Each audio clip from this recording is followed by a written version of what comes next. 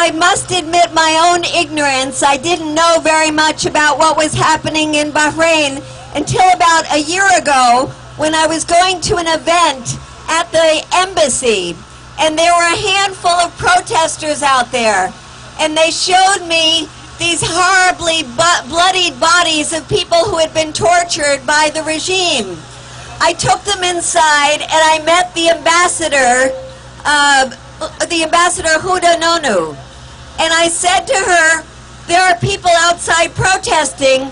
She said, oh, they're just being paid. So let me ask you, anybody here being paid?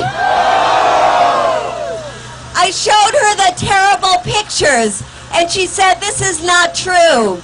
And I said, but this is coming from the most respected human rights organizations in the world.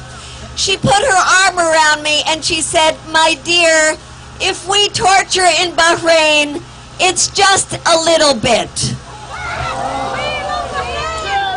Shame. Shame. So I wondered why it was that my government was not speaking out about the abuses in Bahrain. And then I learned something here, that the home of the U.S. Fifth Fleet was in Bahrain. And I thought maybe that was one of the reasons the U.S. was not speaking out. And then when I saw peaceful protesters rising up in Bahrain, just as they have all over the Arab world, I know that my government took 30 years before it condemned Mubarak in Egypt. But I thought perhaps we had learned a lesson. And then when I hear my government saying Gaddafi must go, I wonder, why are they not saying the Al-Khalifa regime must go? And then I realized that my government continues to sell weapons to the government of Bahrain.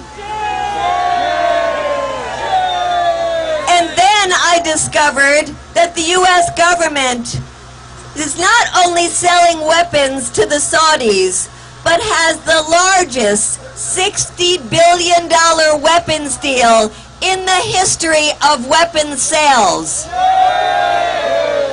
And as you know only too well, those very weapons sold by the United States to the Saudi regime are being used against the peaceful protesters in Bahrain. So I just want to stop by saying that we all need to pressure this government to be consistent about standing up for peaceful protesters all over the Arab world, that if indeed there are dictators like Gaddafi who should not be leading their countries, let us be consistent and all say together and pressure this government to say, Al-Khalifa regime must go. Al-Khalifa regime must go. Al-Khalifa